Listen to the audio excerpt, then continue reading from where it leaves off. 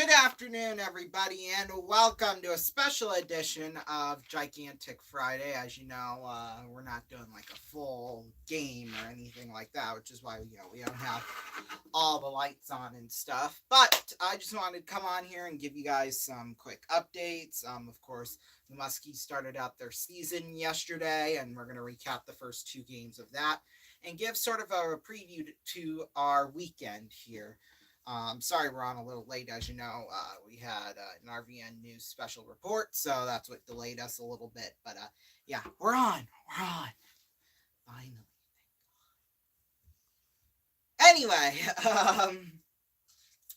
so yeah, back to this. Well, we're just gonna get into it right away. The Muskies started out their season yesterday, and safe to say the first two games have came out with similar results, so to say. You'll see why. And Sunday we're going to be doing. I thought we should probably include it now in this video, but I just decided not to do that since we're not going to be at the arena opening night. I thought we should give like a full roster reveal on this stream, but we're gonna wait until Sunday during halftime, during Sunday's game during the half to do that, fill up some time. So yeah, but like I said, both games pretty much had similar results.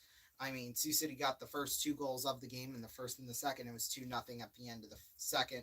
Colin Kessler and Hagen Burrows getting their, making it a 2-goal lead to nothing.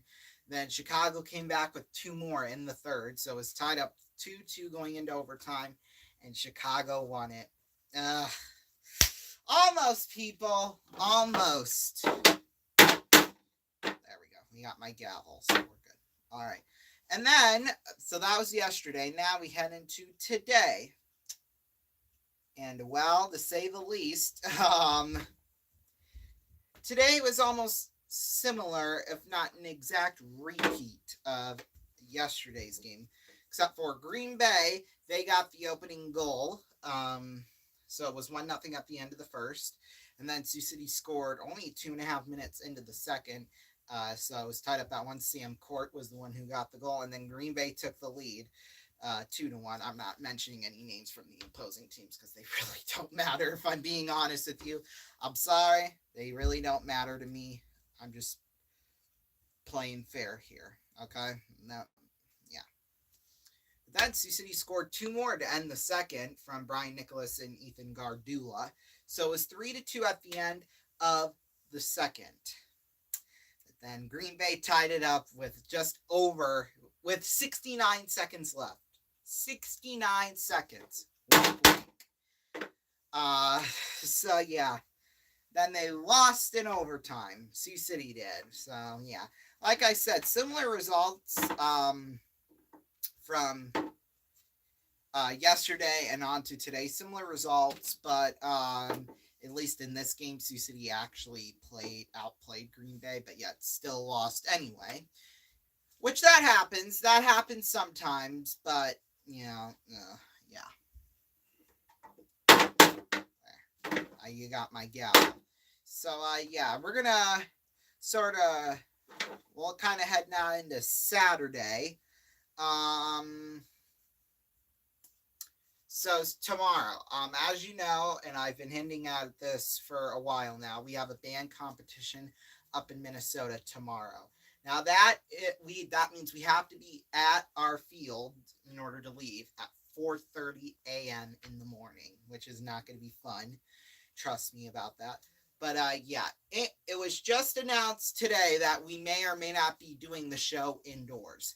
Now, if we did it outdoors, we'd be in like a college, like a Division II level college stadium. So yeah, that would just be really, really, really cool. But that may not happen because, well, to say the least, yesterday it rained all morning, and today it rained all morning here in town, and it's supposed to rain pretty much all day tomorrow. So, and apparently the rain tomorrow is supposed to follow us up to Minnesota. So, because of that, we may be marching in a gym, which means we wouldn't really march, but we would march one part of our show where we're like in a rectangle and it like goes straight and around kind of like that.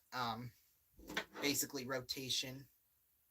And then there's another part of the show where we have to march behind a cross, because it's like a World War II themed show and the soldier dies and stuff. In fact, I got the big shirt right here for it. So, what do I want to say?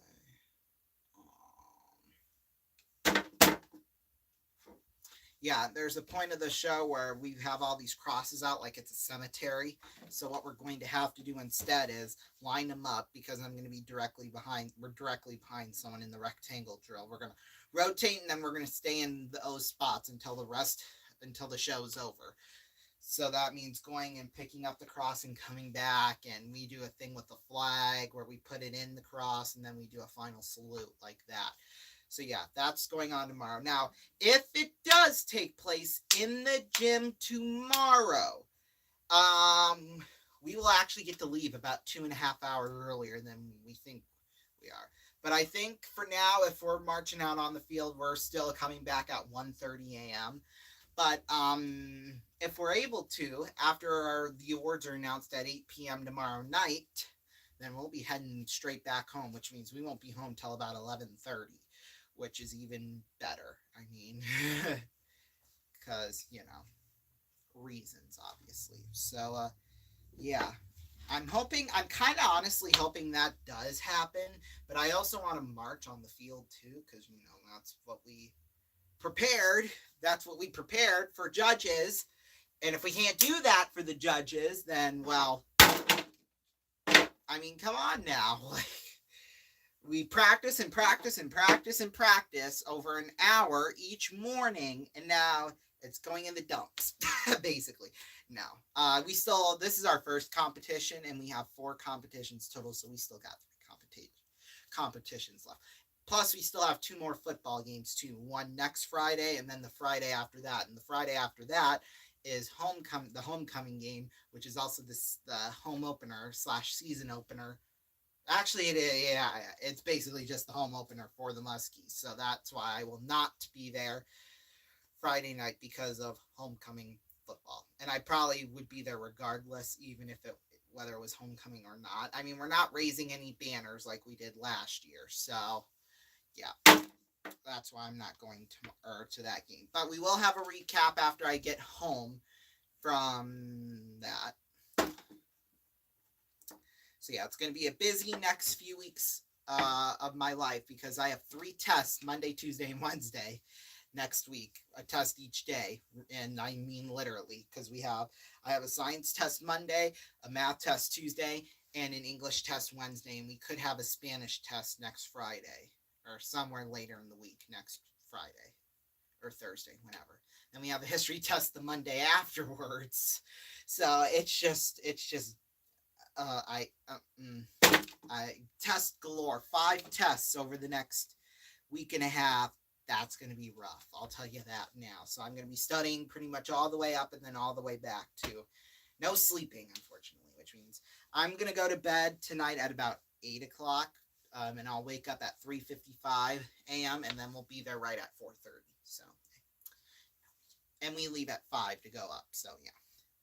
So yeah, I'm gonna get ready for that tonight. We're actually gonna go out to have a dinner with some of my family, like extended family, tonight in about an hour from now. Actually, in fact, we probably have already left about an hour from now, because the place we're going is about 25 minutes away. So yeah, and if it's at 5:30, we'll probably leave at about 5. So we'll leave in about 45 minutes. So yeah. Anyway, that's all I wanted to do, was to come on here and give a quick update to all of you all as to what's going on. So yeah, stay tuned here on RVN for an abbreviated version of Loving on all RVN stations. Well, most of them. to say the least. And I'll see you Sunday, 4:25 p.m. or no, 4:15 p.m. Eastern time, excuse me, when we have, and this was confirmed, I looked on the TV schedule before we came on the air. It will be the Bears at the Chiefs. Week 2, or week 3. Is it already week 3? Yeah, it's already week 3. Figure that. Bears at Chiefs, 4:15 p.m. Eastern time, Sunday. So make sure to join us for that. It's going to be a fun one. I think the Chiefs, though, will blow out the Bears. But, yeah, we'll see what happens. Like I said, stay tuned for an abbreviated version of Loving right here on RVN.